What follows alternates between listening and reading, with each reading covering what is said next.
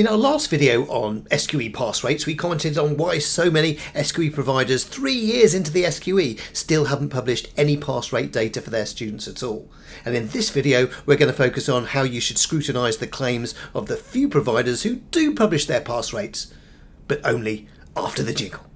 If you wanna be solicitors, why don't you come and visit us at SQE TV?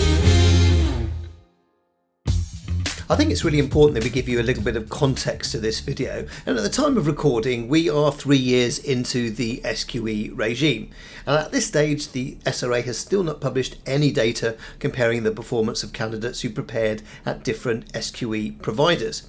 The SRA did announce that they would initially publish data on providers in the middle of 2023 and later push that back to the end of 2023, but ultimately never published anything at all on SQE providers' pass rates. It may still do so before the end of 2024, and I do know a dialogue has been taking place between the SRA and SQE providers, but unfortunately the almost universal position amongst SQE providers is that the SRA's current data as at autumn of 2024, it's so incomplete and unreliable that it's really not worth the paper it's printed on, because there are significant data gaps where the SRA doesn't have information on a candidate's SQE provider, and where they do have information, no proper checks or adequate verification has taken place to ensure that a particular candidate can be accurately attributed to their primary SQE provider.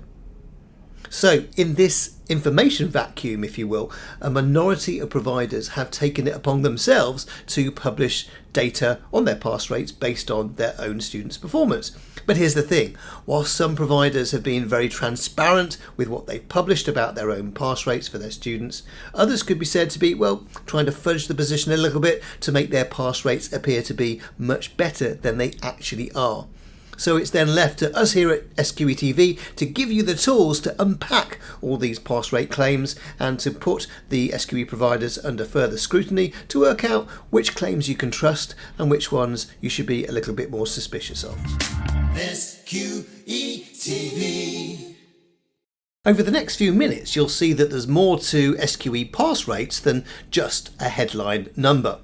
What you need to do is to get under the bonnet, so to speak, to ask yourself, is this pass rate claim a fair representation of how this SQE provider's students as a whole performed in this particular assessment? Because if a provider just cherry-picked its sample and say, and they've never done this, but say it just picked the results of its students who went to Russell Group universities, then it wouldn't be a fair representation of the performance of all of their students, the whole of their students, in other words, all their cohorts.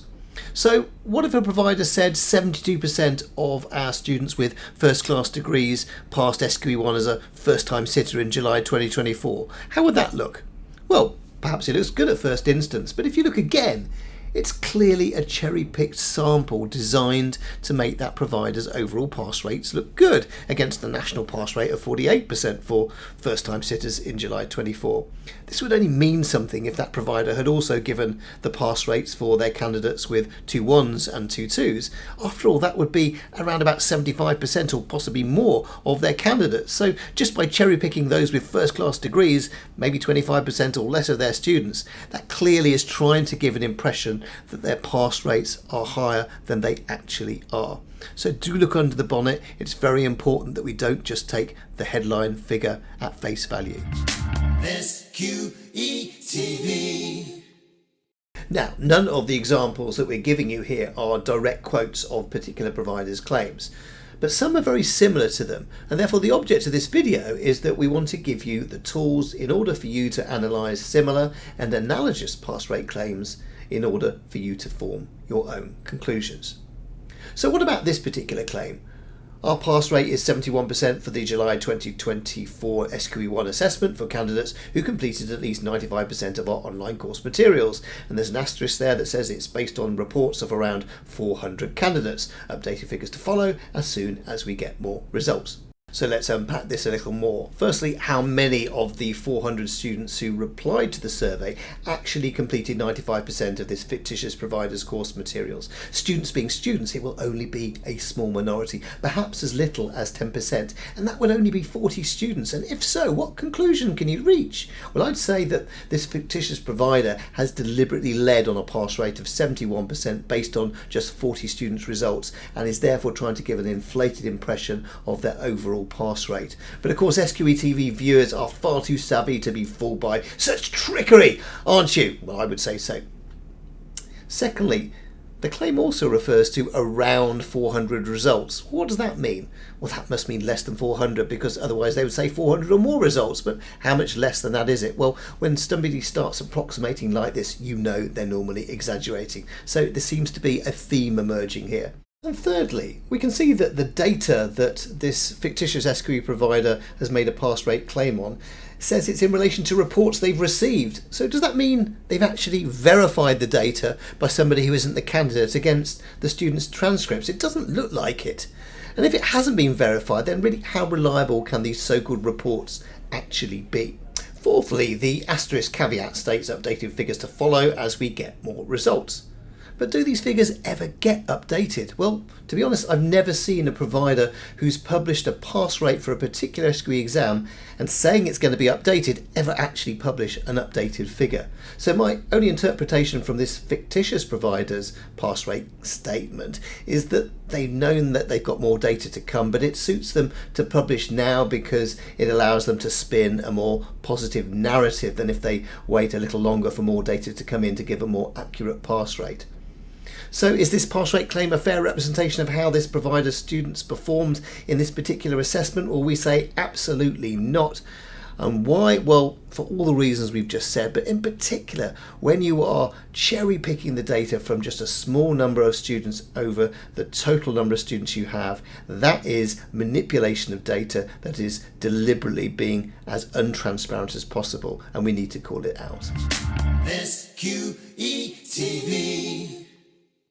The final example of a pass rate claim from a fictitious provider that I'd like to give you that you can then apply when you analyse the pass rate claims of real providers is the following. To date, 58% of candidates who've reported their results to us have passed SQE1, which compares favourably with a national pass rate of 44%. Now you might think that looks okay at first reading, but in fact the provider is masking two things. The first thing they're masking is, well, which sit or sits does this 58% claim relate to? Because what the provider's done is to aggregate their pass rates across multiple sits. And what that does is it masks the actual pass rate for each particular SQE1 exam, making it much more difficult for you to benchmark how they're doing against the national pass rate for each sit. And this is particularly important when you remember that the national pass rate was 59% in January 2024 for SQE1 and only 48% for the same exam in July 2024. So is this provider's 58% claim benchmarked against the January sit of 59% or against the July sit of 48%? It's not clear, and it's probably deliberate, because what they're doing is probably inflating your view of that particular provider's pass rates than had they given you separate pass rates for each sit. So just be a little bit cynical about how they present those pass rate claims. Secondly, what's wrong about this claim as well? Well, it's not clear whether the 58% relates to all sitters, in other words, first sitters and re-sitters, or just first sitters. And in fact, if I was a betting man, I'd say it would just relate to first sitters, because I've never seen a pass rate claim from any provider that isn't just first sitters, because the pass rate is higher. And that's absolutely fine. But if you are going to claim a pass rate for first sitters, you shouldn't be comparing it with the pass rate nationally for all sitters, which here was 44%, which was much lower than the 48%, which was the pass rate for first-time sitters in the July 2024 exam. So you see, this particular provider is trying to show that they've got a much higher gap between the national pass rate and their actual pass rate. So yeah, look out for that. So can you see these pass rate claims need a little bit of looking under the bonnet for you to unpack what is being said, because sometimes it's not as transparent as I would like, or you would like, I'm sure, as well. SQE TV. I hope you found this video useful, and if you've not yet caught it, please do check out our video which examined the situation where a number of providers have still not made any SQE pass rate claims since the start of the SQE 3 years ago. It's absolutely shocking, isn't it? Anyway, I'm delighted to say we've now passed 1,000 subscribers for SQE TV, so we're absolutely delighted with that. So thank you to each and every one of you for coming back to us and watching our content going forwards.